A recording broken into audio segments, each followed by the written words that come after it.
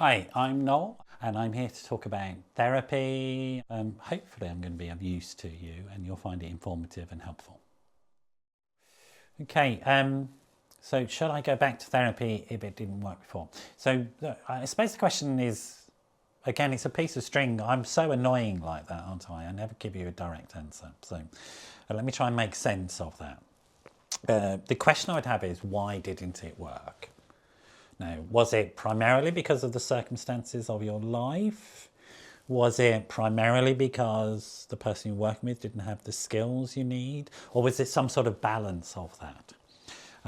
So if circumstances of life, it's unlikely, for example, and again, I'm going to bring in a triggering subject. It's unlikely, for example, that therapy is going to do very much to help you if you're living in incredibly dangerous circumstances.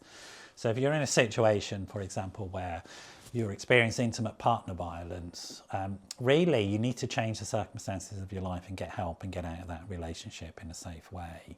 Going to therapy when you've got danger happening to you is not going to help, but it might help you process the events after. So don't waste your time in that circumstance. Similarly, therapy, in my experience, doesn't really work if you've just been admitted to a psychiatric ward with a florid episode of psychosis. You need a little bit of time for the meds to kick in and start doing their job, and I literally have experienced that.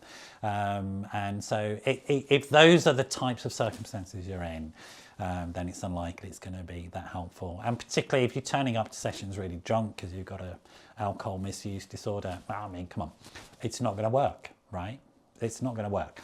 But if those are the types of circumstances you've been in and they change and your life is a bit more stable and you're dealing with those things, then it could be really valuable to reinvest. If the circumstances were fine, but it didn't work because the person you had didn't have the skills and competencies you need, that's unfortunate. You'd probably waste a bit of time and money, but you could reinvest in doing some research on the different types of modalities or therapies or approaches or services that exist, and do some assessments with people. You know, it's not a huge investment to just sort of have 3 or 4 people that you're going to go and see and talk to them about it and see what they come up with in terms of assessments. It may be that you have a condition that isn't suitable for psychotherapy but is suitable for something else.